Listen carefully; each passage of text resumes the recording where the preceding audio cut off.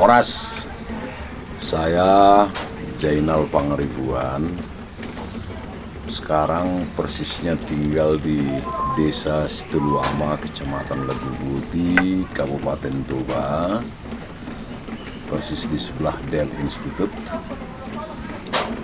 Sekitar 30 tahunan tinggal di Jakarta dan 2 tahun terakhir ini tinggal di sini, ikutlah mengambil peran Masipaturai Hutan Nabi.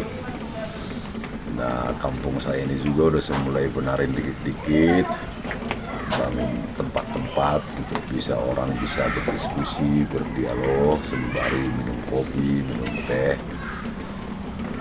Nah, pendidikan saya alumni di pertanian, memang sangat cocok tinggal di kampung. Kalau tinggal di kota dia memang ilmunya lama-lama hilang. Yang kedua, apapun ceritanya, Masipaturai Hutan Nabi adalah sebuah konsep masif yang bisa dilakukan oleh orang Batak dalam kerangka mempercepat kawasan ini menjadi kawasan yang maju, kawasan yang modern, atau masuk ke dalam industri 5.0. Nah, yang kemudian soal protap ataupun percepatan protap yang ada sekarang, panitia percepatan, saya tidak mempunyai sebuah alasan yang kuat untuk menolak, gitu kan. Alasan yang kuat untuk menolak protap ini, bagi saya protap ini adalah bagian percepatan dalam kerangka membangun kawasan ini, mendekatkan pemerintahan pusat dengan keadaan-keadaan lokal. Dan saya pikir yang kedua, protap ini juga kan mempunyai hegemoni, dia juga mempunyai kesamaan dalam berbagai banyak hal. Contoh soal pertanian, di protap ini endemik tanamannya atau tumbuh-tumbuhan yang layak ditanami dan dipanen itu mirip. Kita di sini kan agak susah bermimpi untuk membangun perkebunan sawit seperti di Samosir, kan tidak mungkin. Artinya endemiknya itu sangat mirip-mirip lah. Apa sih yang bisa kita tanami di kawasan protap ini? Dia akan berbeda dengan apa yang bisa ditanami di kawasan lain di Provinsi Sumatera Utara. Nah, pengalaman dulu soal protap mungkin bisa menjadi bahan evaluasi kenapa dulu itu tertunda. Dan saya yakini banyak putra-putra daerah juga yang berkeinginan agar protap ini bisa diresmikan oleh negara sebelum Pak Jokowi mengakhiri jabatan presidennya yang kedua.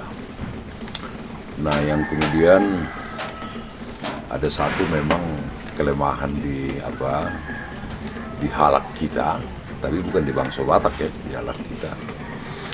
Satu kelemahan memang selalu berpikir bahwa saya ini adalah pimpinan, saya ini adalah bos gitu kan. Padahal orang Batak itu kan orang yang egaliter, orang yang selalu mendudukkan diri sama dengan saudara-saudaranya yang lain. Artinya jika kita masuk ke dalam falsafah itu, egaliter itu, saya pikir ini akan menjadi hal yang sangat kondusif untuk mempercepat berdirinya Provinsi Tapanuli. Hal-hal lain saya lihat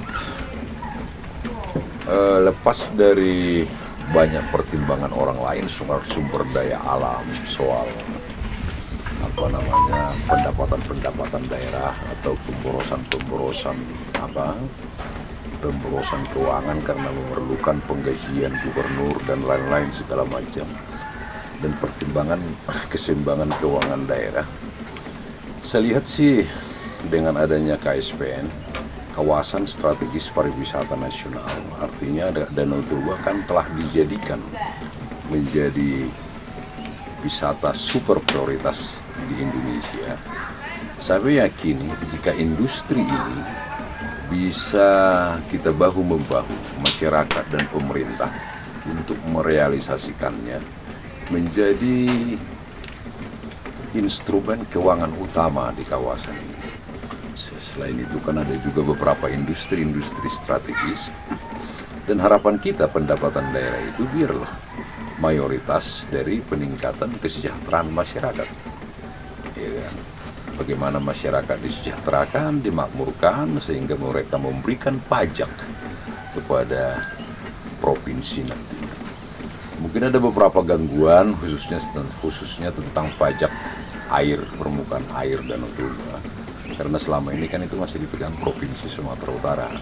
Hal-hal teknis begitu saya pikir hal-hal yang mudah didiskusikan dan dimusyawarahkan nantinya. Itulah pendapat saya soal protap.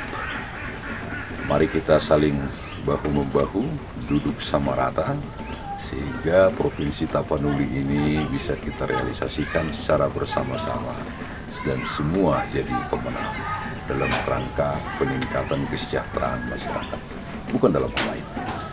Mau lihat Horas.